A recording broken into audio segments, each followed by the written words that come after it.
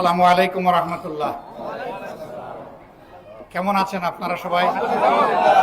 আলহামদুলিল্লাহি রাব্বিল আলামিন ওয়াসসালাতু ওয়াসসালামু আলা রাসূলিহিল কারীম ওয়া আলা আলিহি ওয়া সাহবিহি ওয়া আহলি বাইতি আজমাইন। প্রিয় এলাকাবাসী, বাংলাদেশ আমাদের প্রিয় দেশ। আল্লাহ তাআলাই আমাদেরকে এখানে পয়দা করেছেন। সেই মহান রব্বুল আলামিনের দরবারে অগণিত শুকরিয়া যে তিনি আমাদেরকে এমন একটি দেশে পয়দা করেছেন যেই দেশটি হচ্ছে সুজলা সুফলা।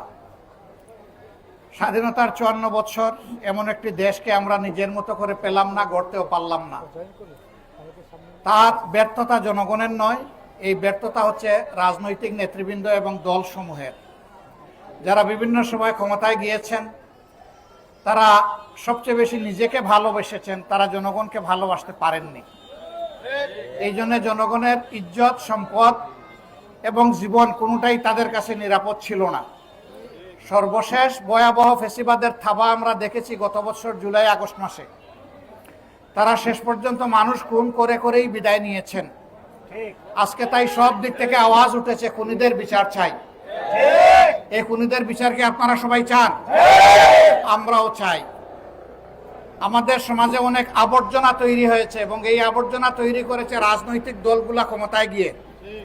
আমরা ওই আবর্জনাগুলা সংস্কার চাই। এই দুইটা জিনিস সম্পন্ন করেই আমরা নির্বাচন চাই। এই দুই জিনিস ছাড়া নির্বাচন এদেশের জনগণ মেনে নেবে না। যে কোনো ধরনের যেন তেন নির্বাচন হলে আবার বাংলাদেশ সেই অন্ধকার গর্তে পড়ে যাবে। আমরা বারবার অন্ধকার গর্তে পড়তে চাই না। আমরা বিশ্বাস করি আল্লাহ রাব্বুল আলামিন সমস্ত সৃষ্টির স্রষ্টা। তার সৃষ্টিকে তিনি ছাড়া এর চেয়ে কেউ ভালোবাসতে পারে না। সেই আল্লাহ তাআলার পক্ষ থেকে ভালোবাসার বিধান হিসাবে আল কোরআন আল্লাহ দান করেছেন, আর তা বাস্তবায়নের জন্য তিনি শেষ নবী মুহাম্মদুর রাসূলুল্লাহ সাল্লাল্লাহু আলাইহি সাল্লামকে পাঠিয়েছেন। তার কাছে জাতি, ধর্ম, দল, মত নির্বিশেষে সমস্ত মানুষ ছিল নিরাপদ। কারণ কোরআন হচ্ছে নিরাপত্তা এবং ইজ্জতের বিধান। বাংলাদেশে এই দুইটা জিনিসেরই অভাব। না আছে আমাদের জাতীয় জীবনে, ব্যক্তি জীবনে নিরাপত্তা, আর না আছে আমাদের কোনো সম্মান এবং মর্যাদা। এই দুইটা ততক্ষণ পর্যন্ত প্রতিষ্ঠিত হবে না যতক্ষণ পর্যন্ত কোরআন এবং সুন্নাহর আইন এই দেশে কায়েম হবে না। এই জন্য আমরা কোরআন সুন্নাহর আইনের ভিত্তিতে দল, ধর্ম, জাতি, বর্ণ নির্বিশেষে আমরা বাংলাদেশকে একটা মানবিক, বৈষম্যমুক্ত, একটি দুর্নীতিমুক্ত এবং দুঃশাসনমুক্ত বাংলাদেশ হিসাবে গড়ে তুলতে চাই। এটি হচ্ছে বাংলাদেশ জামাতে ইসলামের মাকসুদ। এই মাকসুদের সাথে আপনারা যারা একাত্মতা হবেন, আমরা তাদেরকে বুকে ধারণ করে আগামীর বাংলাদেশ গড়ব ইনশাআল্লাহ। যেই বাংলাদেশে টেকনাফ থেকে তেতুলিয়া, জাফলং থেকে সুন্দরবন মানুষ চলাফেরা করবে, কিন্তু কোনো জালিমের হাতে নিজের জীবন, সম্পদ এবং ইজ্জত নষ্ট হওয়ার আশঙ্কা করবে না। রাষ্ট্র তার নাগরিকদের এই সমস্ত গ্যারান্টি দিবে।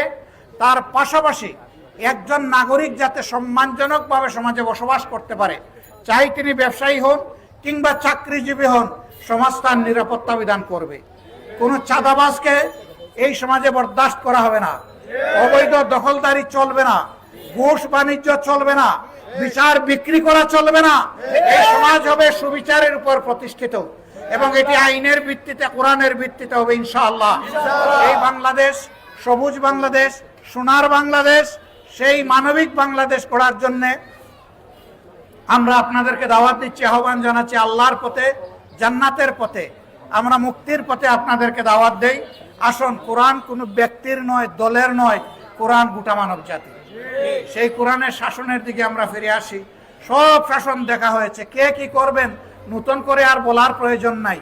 তারা ইতিতে করে দেখিয়েছেন। জনগণ যদি মনে করে তাদের শাসন ভালো